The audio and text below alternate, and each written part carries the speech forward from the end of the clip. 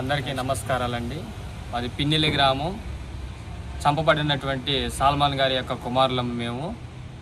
మా నాన్నే అత్యంత కిరాతకంగా రాజకీయ కక్షతో చంపటం జరిగింది. మా నాన్నగారు చంపబడ్డారు. అయితే నిన్న ఒక నాయకులు గారు అన్నారు, సామాన్యుడే చనిపోయాడు, వారి యొక్క వ్యక్తిగత గొడవల వల్లే వాళ్ళు ఇలా చేసుకొని చంపారని చెప్పేసి అన్నారు.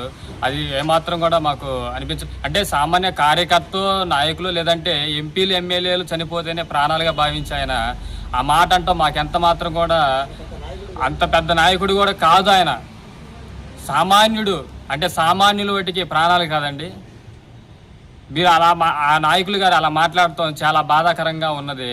చంపబడ్డటువంటి కుటుంబం బాధిత కుటుంబంగా మమ్మల్ని ఓదార్చాల్సింది పోయి అవహేళనగా మాట్లాడటం ఎంత మాత్రం కూడా సమంజసం కాదండి. చంపబడ్డటువంటి కుటుంబానికి న్యాయం చేయాలి.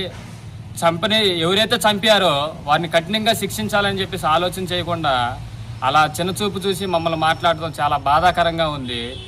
ఎందుకంటే మీరు చెప్పారు కాదంటలేదు, కానీ నాయకులు పెద్ద పెద్ద ఎంపీలు ఎమ్మెల్యేలు చనిపడితే ప్రాణాలుగా భావించి చిన్న చూపు చూసి చనిపోయినటువంటి కుటుంబాన్ని ఇలా హవరేయాలని చేయటం మాకు ఎంత మాత్రం నచ్చలేదు. కానీ చంపినటువంటి వారిని కఠినంగా శిక్షించాలని ప్రభుత్వాన్ని మేము కోరుకుంటున్నామండి.